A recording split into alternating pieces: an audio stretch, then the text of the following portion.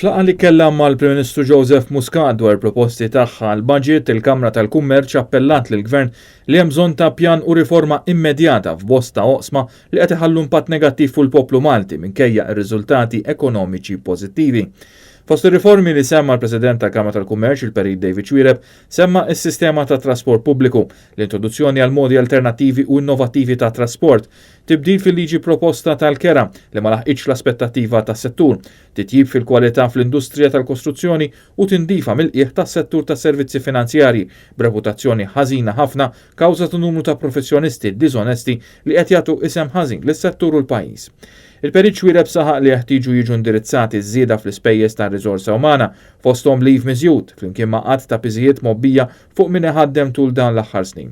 Fl-istess ħin il-pajjiż jeħtieġ li b'mod serju jagħti importanza lir-riċerka, l-iżvilupp u l-innovazzjoni. Il-President tal-Kamra tal-Kummerċ saħaq li wieħed m'għandux jippretendi li riżultati ekonomiċi pożittivi se jibqgħu ġejjin għaliex it-tbassir juri kif se nesperjenzaw slowdown fil-rati ta' tkabbir.